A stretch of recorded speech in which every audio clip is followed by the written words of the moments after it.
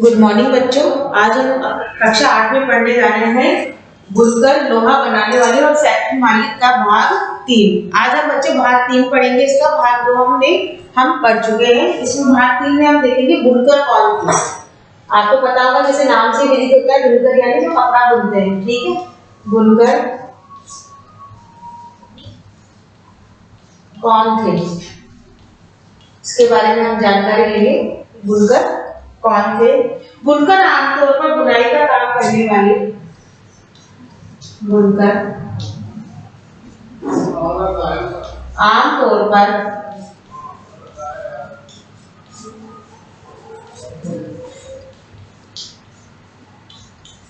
बुनाई का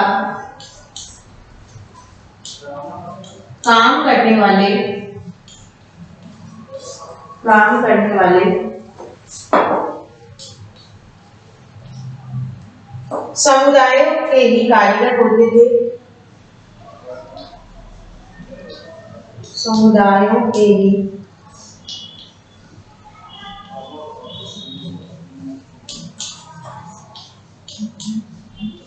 कारीगर होते थे। ठीक है, बुनाई का काम करने वाले कौन होते थे?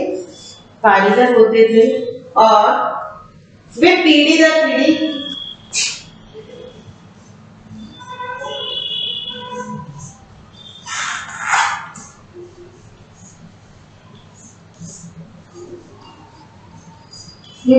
पीढ़ी इसी हुनर को आगे बढ़ाते थे। हुनर को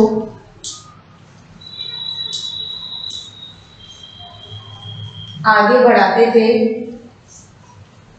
पीढ़ी दर पीढ़ी इसी हुनर को क्या करते थे? वे आगे भी बढ़ाते थे। और बंगाल के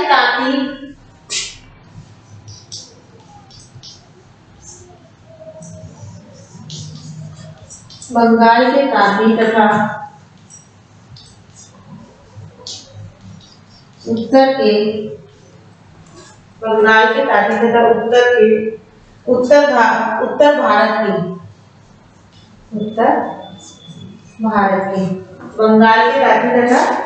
भारत के जुलाहे या मोमिन जुलाहे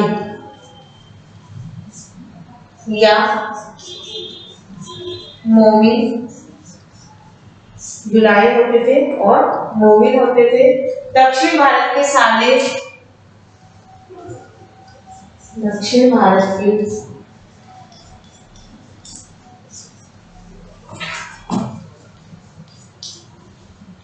और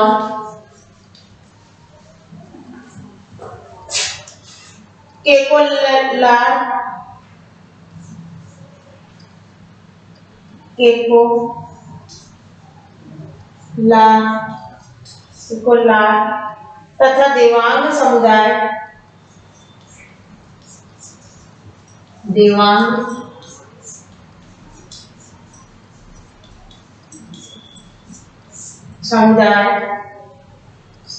बुनकरी के लिए प्रसिद्ध थे।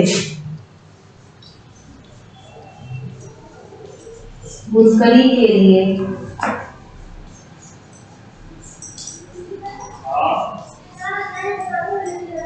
प्रसिद्ध थे। तो देखो बच्चों, बुनकर आमतौर पर बुनाई का काम करने वाले समुदायों के ही कारीगर होते थे। वे पीढ़ी दर पीढ़ी इसी हुनर को आगे बढ़ाते थे। बंगाल के तांती तथा उत्तर भारत की जुलाई, ठीक है, वह मोमिन, दक्षिण भारत के साले और केकोल्लार तथा देवांग समुदाय बुनकरी के लिए प्रसिद्ध थे। मतलब इन समुदायों को, जो बुनकर समुदाय है, उसमें क्या थे? लोग बहुत ज्यादा प्रसिद्ध थे। क्योंकि इनको इसलिए प्रसिद्धि हासिल थी, इन्होंने क्या करा था कि ये मतलब इतना अच्छा कपड़ा बुनते थे, इसलिए क्या हो गए थे? ये प्रसिद्ध हो गए थे। तो इन लोगों को बुनकर समुदाय में माना गया था। अब इसी में आगे देखेंगे। तो हमने देखा कि किस तरह से बुनकर समुदाय में कहां के लोग आते थे। बंगाल के आ गए, उत्तरी भारत के आ गए, दक्षिण के आ गए, ये सब क्या आते थे? बुनकर समुदाय में आते थे।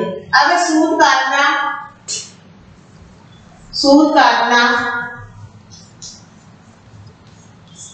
और कपड़ा उत्पादन करना,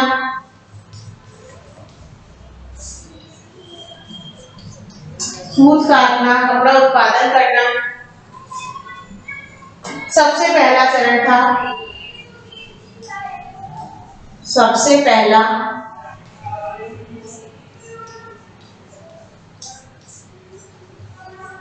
चरण था। ठीक है, सूत काटना और कपड़ा का उत्पादन करना सबसे बड़ा क्या था, चरण था। और इस चरण में यह काम अधिकांशतः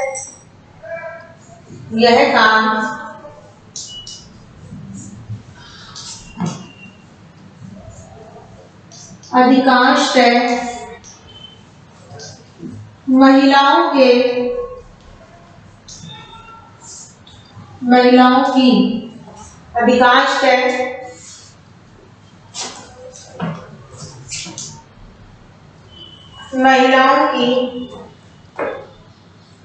महिलाओं के जिम्मे रहता था। मतलब जो सूत काटने का काम है और कपड़े का उत्पादन करना है वो किसके जिम्मे रहता था, महिलाओं के जिम्मे रहता था। ठीक है, महिलाओं के द्वारा करते थे। चरखा और तकली घर घर में, चरखा और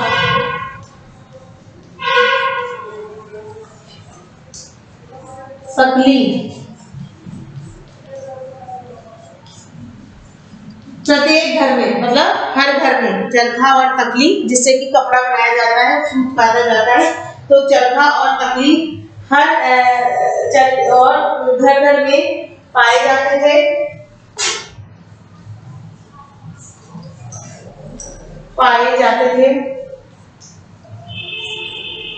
चरखा और तकली हर घर में पाए जाते थे।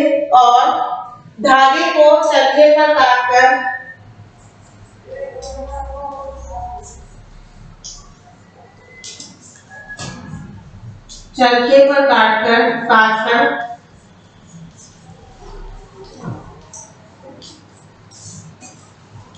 तकली पर चढ़ा दिया जाता था या लपेट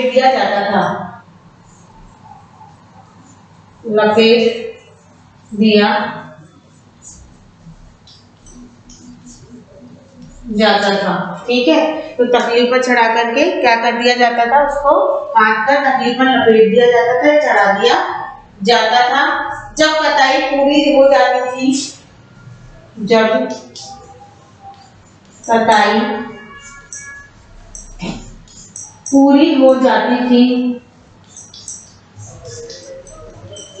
जब क्या होता था, कताई क्या हो जाती थी, पूरी हो जाती थी।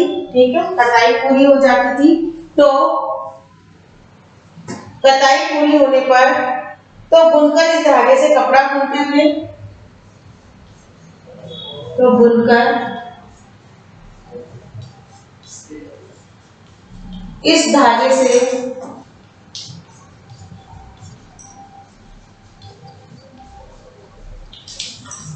कपड़ा बुनते थे। तो इस तरह देखो बच्चों क्या की जाती थी, बुनाई की जाती थी। ये बुनकर होते थे जो इस तरह का काम करते थे, कपड़ा बुनते थे। और ज्यादातर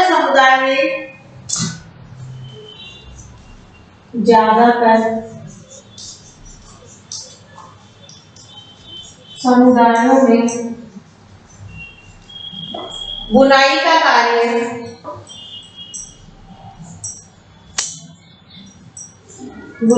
कार्य पुरुषों के द्वारा किया जाता था। पुरुषों के द्वारा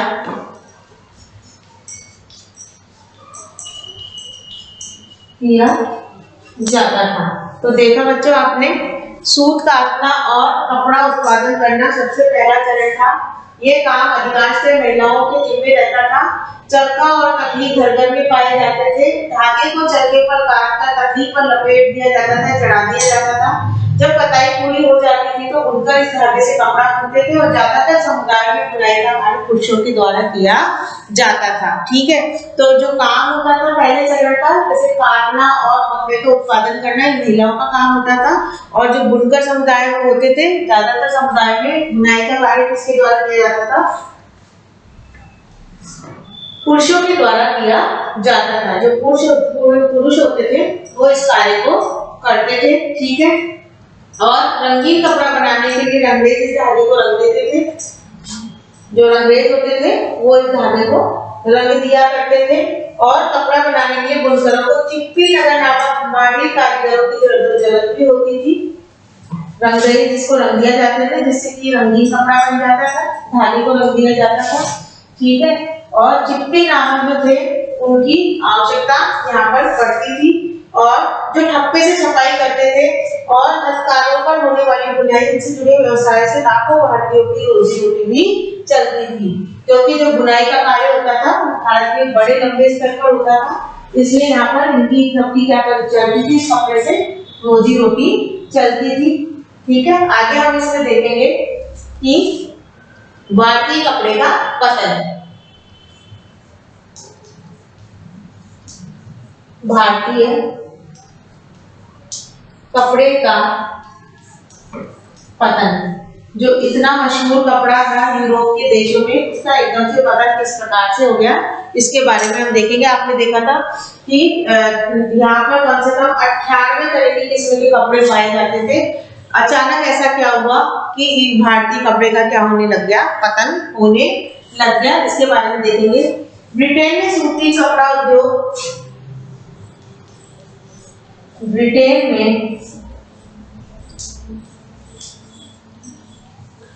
सूती कपड़ा उद्योग,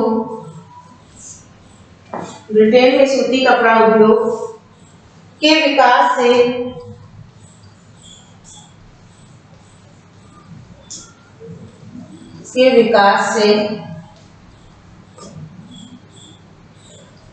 भारतीय कपड़ा उत्पादकों पर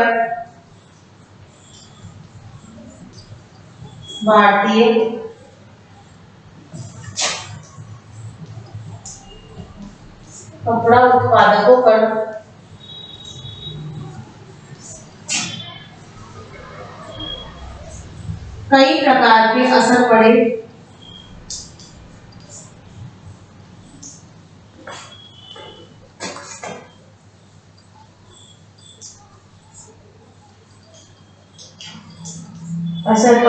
ठीक है, कपड़े का क्या पड़ा, असर पड़ा। और पहला भारतीय कपड़े को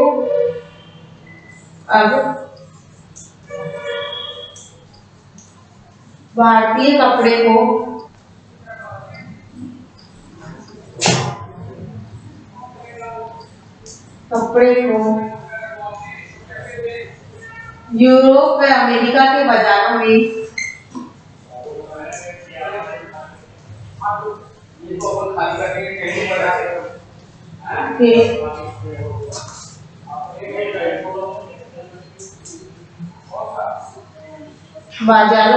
यूरोप व अमेरिका के बाजारों में ब्रिटिश उद्योगों में बने कपड़ों के मुकाबला करना पड़ा।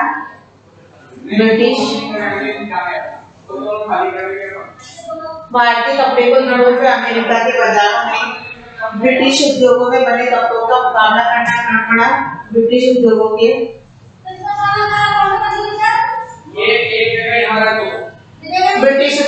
कपड़े का मुकाबला करना पड़ा।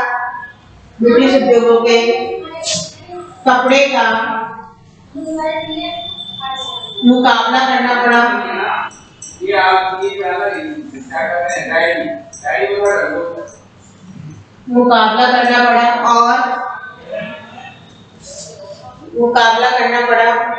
भारत में इंग्लैंड को कपड़े का निर्यात मुश्किल होता जा रहा था। भारत से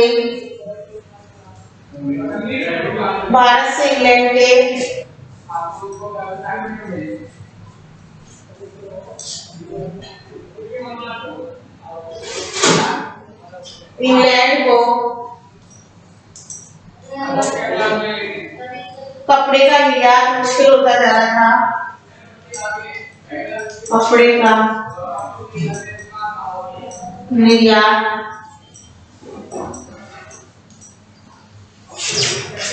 मुश्किल होता जा रहा था। तो देखा बच्चों आपने, ब्रिटेन में सूती कपड़ा उद्योग के विकास से भारतीय कपड़ा उत्पादों पर कई प्रकार के असर पड़े। अब भारतीय कपड़े को यूरोप या अमेरिका के बाजारों में ब्रिटिश उद्योगों के कपड़े का मुकाबला करना पड़ा और भारत से इंग्लैंड को कपड़े का निर्यात मुश्किल होता जा रहा था, क्योंकि अब क्या होता जा रहा था, वहां पर ऐसी औद्योगिक क्रांति हुई कि वहां पर क्या होने लग गया, मशीनों से कपड़ा बनने लग गया।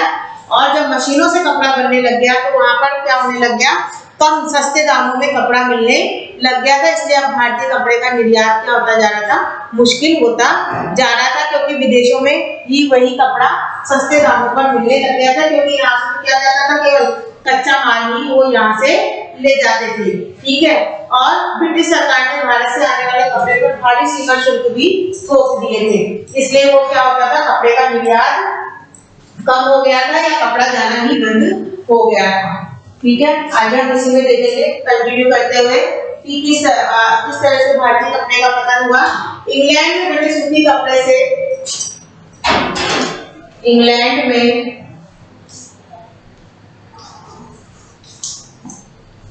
बने सूती कपड़े से इंग्लैंड में बने सूती कपड़े से 19वीं सदी की शुरुआत तक 19वीं सदी की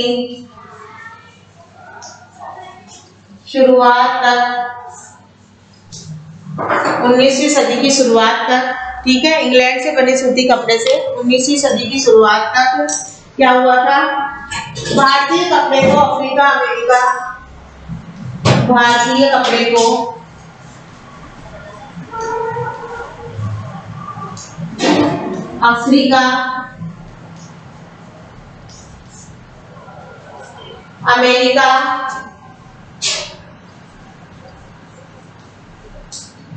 अफ्रीका अमेरिका और यूरोप के परंपरागत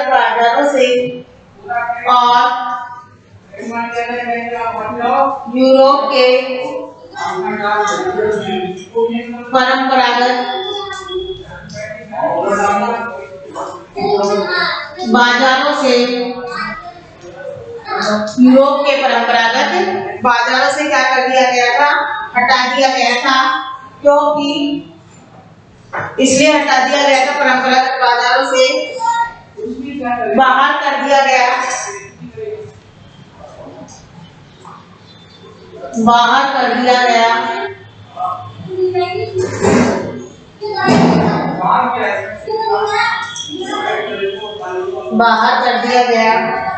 और इसकी वजह से हमारे यहाँ के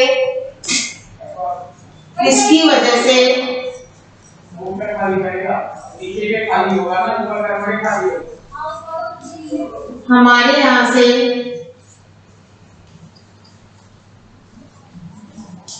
बहुत सारे बुनकर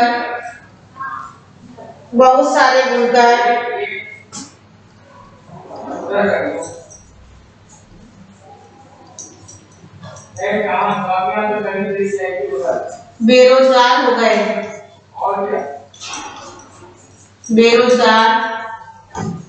हो गए। तो देखा, इंग्लैंड में बने सूती कपड़ों से 19वीं सदी की शुरुआत तक भारतीय कपड़े को अफ्रीका अमेरिका और यूरोप के परंपरागत बाजारों से बाहर कर दिया गया। इसी की वजह से हमारे यहाँ के बहुत सारे बुनकर क्या हो गए थे, बेरोजगार हो गए थे, क्योंकि वहां पर कपड़ा जाना क्या हो गया था, बंद हो गया था, मतलब कपड़े पर एक तरह से रोक लग गई थी। सबसे बुरी मार बंगाल के बुनकरों पर पड़ी, सबसे बुरी मार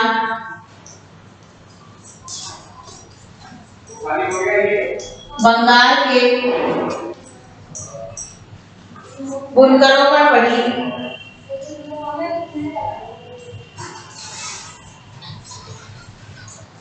सबसे जो बड़ी मार थी वो बंगाल के बुनकरों पर पड़ी।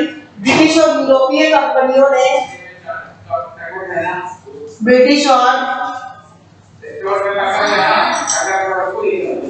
अमेरिकी कंपनियों ने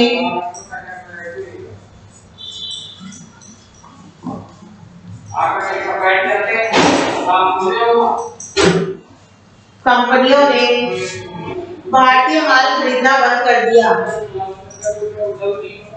भारतीय माल खरीदना बंद कर दिया। खरीदना बंद कर दिया था। ठीक है, तो सबसे ज्यादा मार कहाँ पर पड़ी? बंगाल के बुनकरों पर पड़ी। ठीक है, और उनके एजेंटों ने तयशुदा आपूर्ति के लिए बुनकरों को पेशगी देना बंद कर दिया और परेशान बुनकरों ने मदद के लिए बार-बार सरकार से क्या लगाई? गुहार भी लगाई। लेकिन ये सब होते हुए भी क्या हुआ? उनको किसी भी प्रकार से कोई सहायता नहीं मिली, बल्कि उनकी स्थिति क्या होती गई? बहुत ज्यादा आगे भी खराब होती गई। अब आगे इसी में हम देखेंगे कि और क्या हुआ उनके साथ में। लेकिन जो असली जो बुरे दिन थे वो अब आने वाले थे बुनकरों के। उनके साथ में क्या हुआ कि किस तरह से और उनकी दुर्दशा होने लगी कि एक तो बेरोजगारी तो हो ही गई थी उनके साथ में कि उनका जो कपड़ा है विदेशों में जाना बंद हो गया था, कटाई का काम कम हो गया था, कटाई बुनाई का। और आगे देखेंगे, लेकिन असली दुर्दिन तो अभी आने थे। लेकिन असली दुर्दिन तो अभी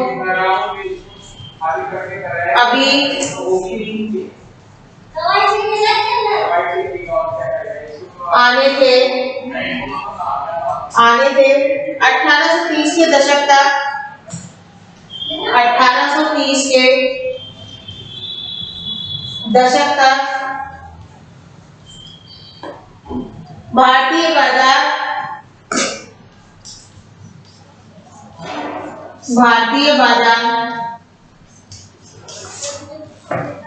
ब्रिटेन में बने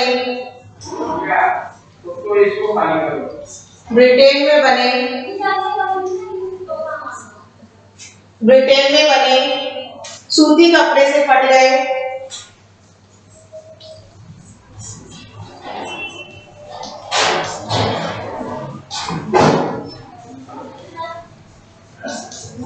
सूती कपड़े से पट गए थे और उन्होंने दरअसल 1880 के दशक तक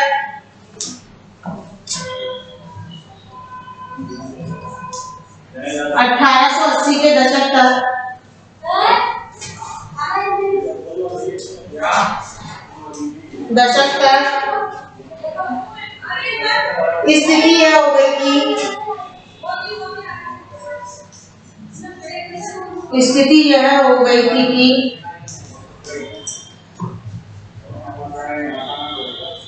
मतलब उनकी स्थिति इतनी खराब हो गई थी, यह स्थिति हो गई थी कि भारत के लोग जितना सूती कपड़ा पहनते थे, भारत के लोग जितना सूती कपड़ा पहनते थे,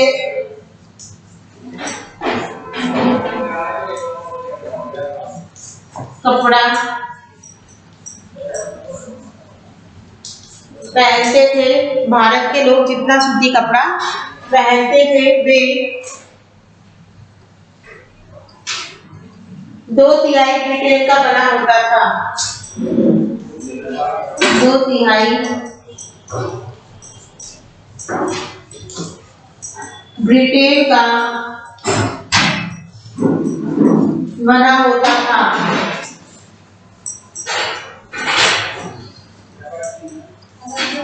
होता था। और इससे न केवल बुनकर बल्कि सूत काटने वाले की भी हालत खराब हो गई थी। जो लाखों ग्रामीण महिलाएं सूत काट करके अपनी आजीविका चलाती थी, वो भी क्या हो गई थी? बेरोजगार हो गई थी, क्योंकि वो क्या करने लग गए थे? 1880 के दशक में स्थिति यह हो गई थी कि भारत के खुद लोग ब्रिटेन का बना हुआ कपड़ा पहनते थे, क्योंकि वहाँ का कपड़ा क्या होता था, सस्ता होता था।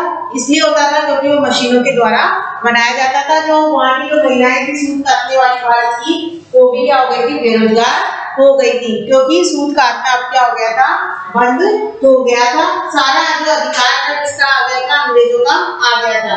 लेकिन भारत में अक्सर होने वाली बुनाई पर पूरी तरह खत्म नहीं हुई। इसकी वजह ये थी कि कपड़ों की किस्मों में मशीन से नहीं बनता था, कुछ किस्में ऐसी थी जिनको कि लोग मशीन से नहीं बना सकते थे। इसलिए कई व्यापार, जो कपड़ा व्यापार है वो चलता रहा, क्योंकि कई ऐसी किस्में होती थी जिनको मशीन से नहीं बना सकते थे। भला जटिल और मनमाव किनारियों वाली साड़ी, परंपरागत बुनाई वाले कपड़े मशीनों पर कैसे बन सकते थे।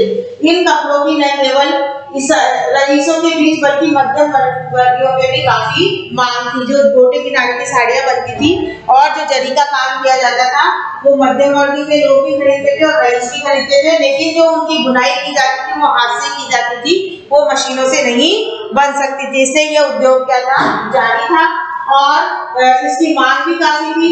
नई ब्रिटेन में कपड़ा मिलों में वह बेहद मोटा कपड़ा बनता था, जिसे भारतीय गरीब पहनते थे। मतलब जो गरीब लोग होते थे भारत के, वो जो जिस कपड़े को पहनते थे, जिस मोटे कपड़े को पहनते थे, वो भी वहां पर नहीं बन सकता था। इसलिए क्या होने लग गया कि जो इनके जो कटाई बुनाई का कार्य है वो चल रहा था। आगे इसमें देखेंगे हम।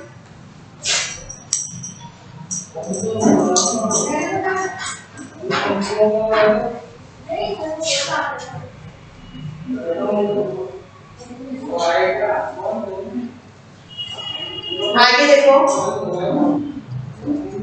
पश्चिमी भारत में स्थित सोलापुर, पश्चिमी भारत में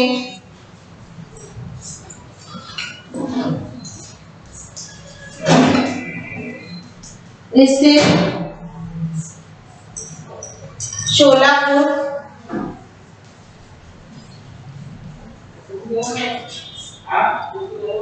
और दक्षिण भारत में स्थित मथुरा और दक्षिण भारत में स्थित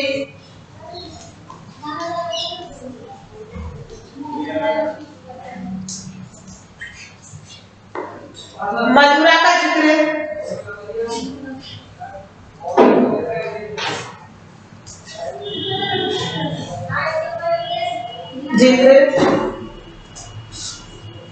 जरूर सुना होगा।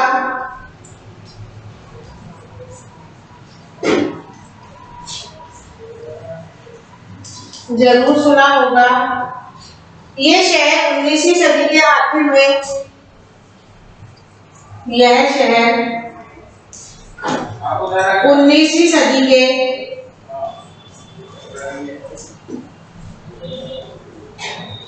आखिर में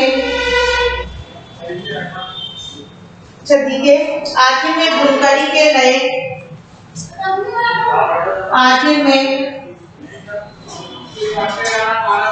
बुनकरी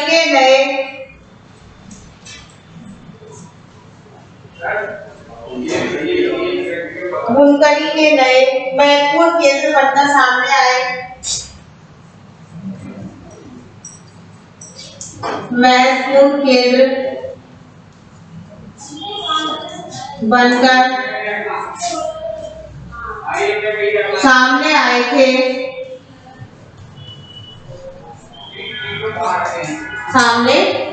बुनकरी के नए केंद्र बनकर सामने आए थे और राष्ट्रीय आंदोलन के दौरान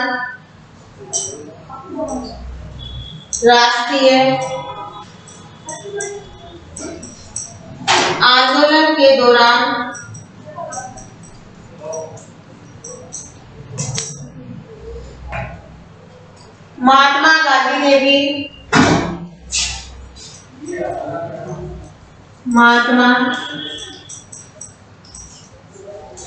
ने भी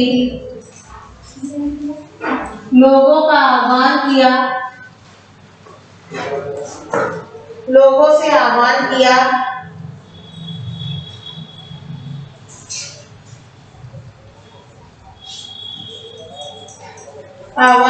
कि वे आयाती कपड़े का बहिष्कार करें। आयासी कपड़े का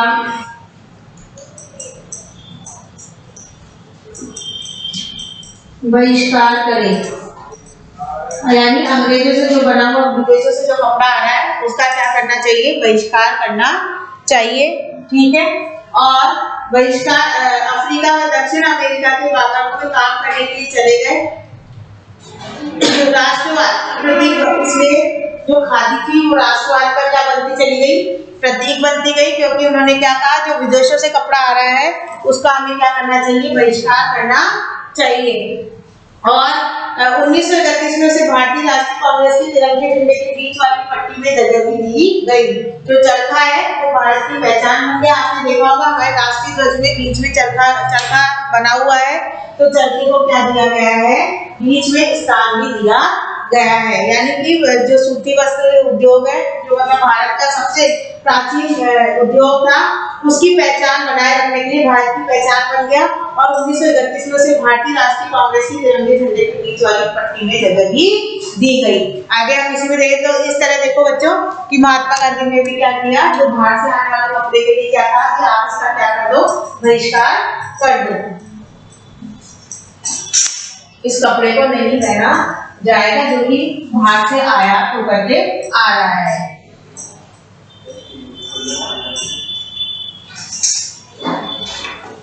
इसी में देखेंगे आजीविका के साधन गवा चुके बुनकर,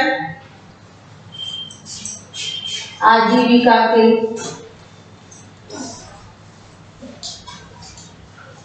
साधन गवा चुके बुनकर,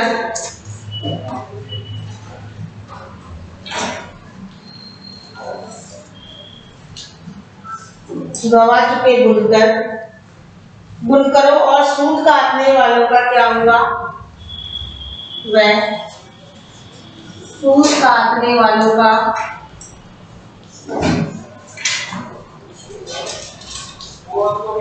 सूत काटने वालों का क्या हुआ ये पता नहीं। उनमें से बहुत सारे तो खेतिया मजदूर बन गए, काटने वाले बहुत से तो खेती और मजदूर बन गए।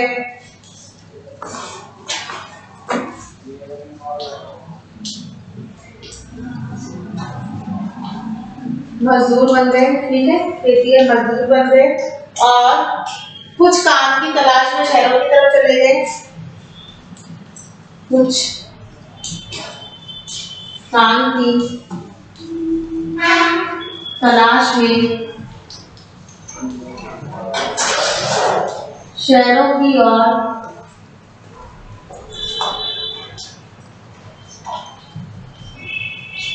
चले गए, क्योंकि जब वो बुनकर थे तो वो उसका काम करते थे, लेकिन अब उनके पास काम नहीं रहा, तो वो या तो खेती और मजदूर बने गए या फिर काम की तलाश में शहरों की ओर चले गए। और इनमें से कुछ बहुत से देश के बाहर अफ्रीका तथा दक्षिण अमेरिका में, इनमें से कुछ देश के बाहर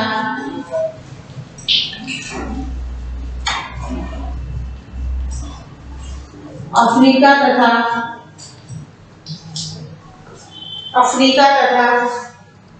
दक्षिणी अमेरिका के बागानों में काम करने के लिए चले गए।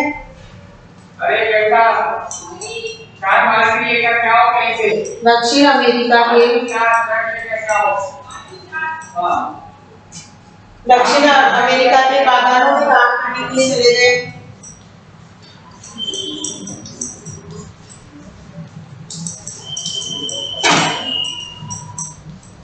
करने के लिए